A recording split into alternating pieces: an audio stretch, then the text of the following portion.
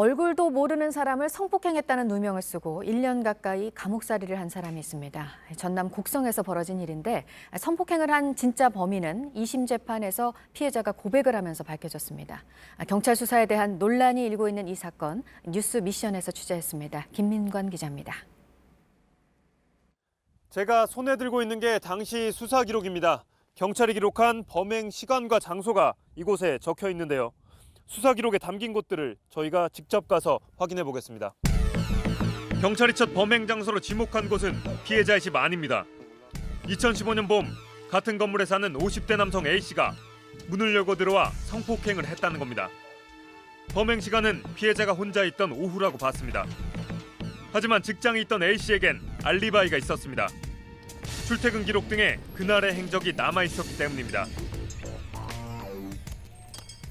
A씨가 근무했던 휴게소에 도착을 했습니다.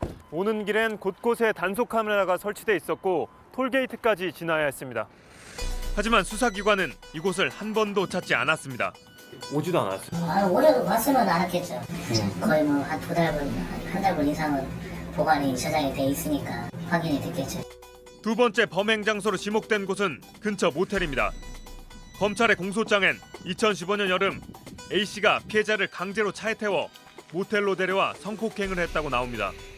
이곳이 피해자가 차에 태워졌다고 지목한 장소입니다. 보시는 것처럼 주변에는 CCTV가 있고 바로 옆에는 큰 교회도 있습니다.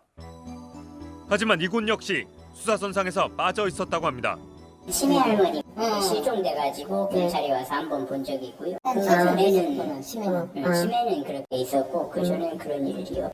차에서 내린 장소에도 CCTV가 있었지만 역시 확인하지 않았습니다. 결국 A씨는 2016년 구속됐고 1심에서 징역 6년을 선고받았습니다. 진실은 2심에서 밝혀졌습니다. 지체장이 2급인 피해자가 재판에 나와 고모부가 진범이라고 말한 겁니다. 경찰은 재수사에 나섰고 고모부는 뒤늦게 실형을 선고받았습니다.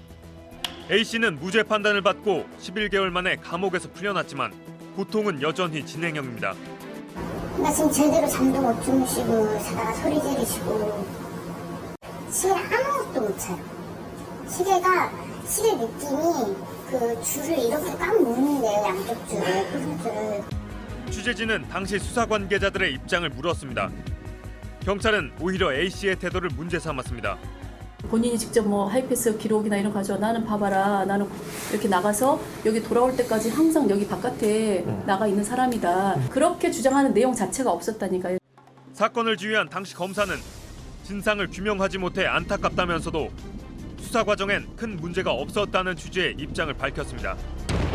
억울하게 옥살이를 한 시간, 당사자와 가족의 삶은 완전히 무너졌습니다. 지금 이 시각 수사기관에서 이렇게 억울한 일을 당하는 또 다른 사람들이 있는 건 아닐까요? 부르면 달려갑니다. 뉴스 미션 김민관입니다.